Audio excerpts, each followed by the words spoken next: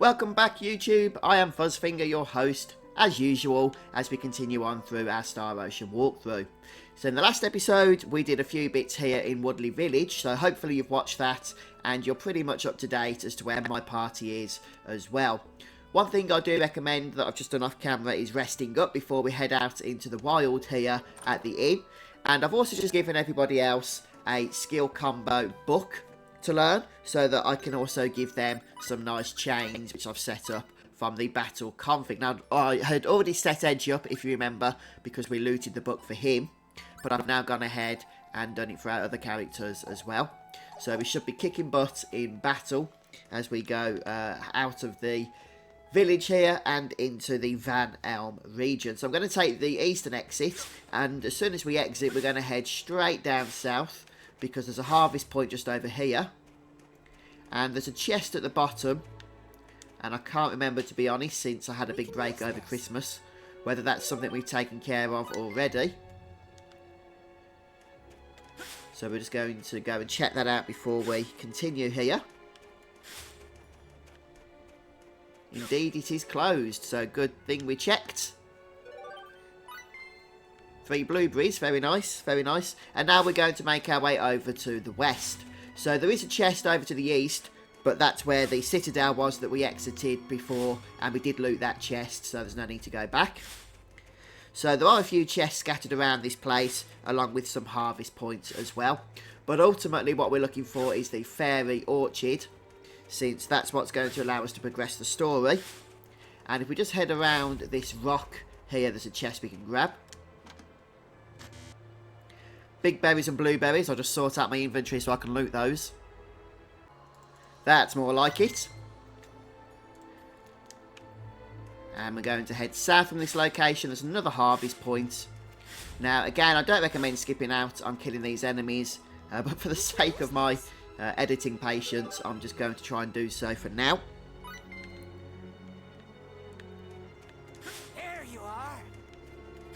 Ooh, they're quite nippy, those guys, aren't they?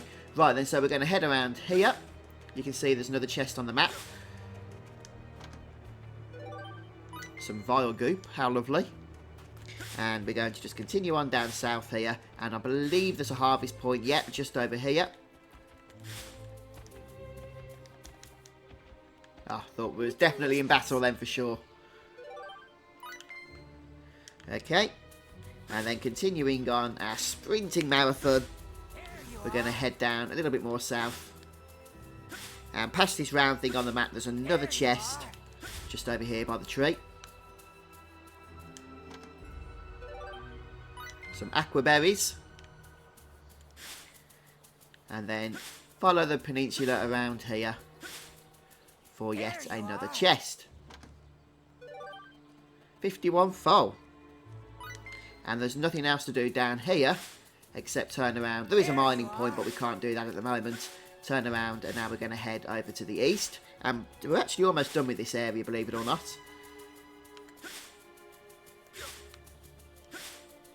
And there's an interaction point here.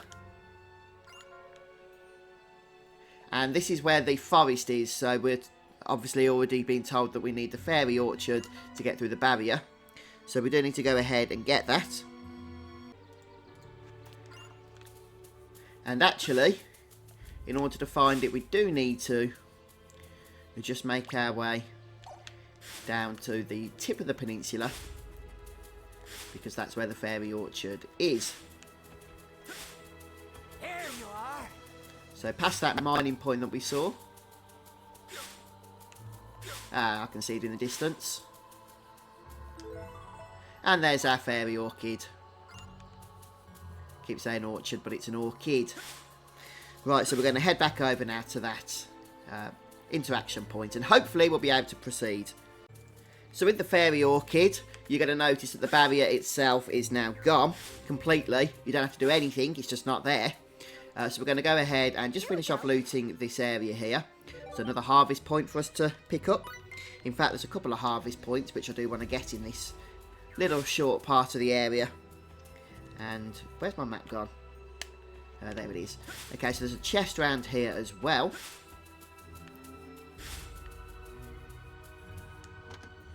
That's the final chest of the area. All the chests are accessible to us on our first visit as well, which is nice.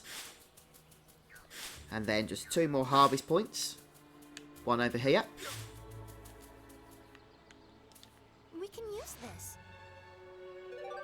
Okay, and just 1 more then around the tip, or around the end, whatever you want to call it. At least I thought that was. Did I get that one? Unless it's hidden. Nope. Okay, I was mistaken about that. My map information was incorrect. I apologise. Alright then, so for now then we're going to head back up to that exclamation mark here. And there's a cat. And the reason why there's a cat is because we picked up a quest in the last episode. So that's the curious cat. And what I'm going to do now is just kill a few enemies to try and get some monster data, so I'll be back in a minute. Okay, so a couple of creatures to note while farming. And I'm not doing a lot of farming here since I've already maxed out many of my skill points and whatnot. Is that those man-eating trees in the wood area have a chance of dropping the fire gem, which you can see here. And you're going to want a few fire gems because they're useful in synthesis. And it's one ingredient we've not been able to get up until this point. So I do recommend farming some of those. If you've maxed out Raimi's botany skill, you'll get more of them as well. And the other creature is the little bandits that are running all over the place. If you can kill about 34 of them, you'll max out their monster data, and you can put them in a monster jewel then, their data. And it's quite a good one because if you use a monster jewel with their data in, you get 15% extra foal after every single battle, which does build up quite quickly. So it is something worth considering to do. But like I say, you will need to kill about 34 of them. But yeah, a couple of enemies that I thought I'd point out to you there before we make our way back to Woodley Village. So now we can access Trium Village once more, since we've unblocked the path with the Faerie Orchid. But before we do that, we're going to head back here to Woodley Village in order to hand in our kitty quest. So we're going to go speak to the young girl in the general store, or the foolhardy girl, I beg your pardon. And we complete the quest, for which we get a fairly decent amount of party skill points actually. But nothing else really. And that's it, there's no more quests from these people. So what I'm going to do now is head back to the inn. We're going to rest up. I've done a little bit of grinding. Farming those bandits is really annoying because they like to run away. But it is, as I say, worth killing them for the monster jewel. But we do need to complete the monster data anyway, and that is something that you do need to get into the habit of doing if you haven't already, or you're going to have a lot of farming to do when you come back later in order to collect the trophies and what have you. So I do recommend that when you're in a new area, whatever grinding you decide you want to do, you at least do fill out as much monster data as possible. And in case of those bandits, or whatever they're called, I can't remember off the top of my head, they are required to get 34, I think. I think it's 34. Anyway, guys, I'm going to rest up, as I say, and take a break. And then I'm going to do a little bit more farming off camera and make my way over to Trium Village, where we'll once again be able to pay Gimdo another another visit. So thanks for stopping by today, guys, and I'll see you next time. Goodbye.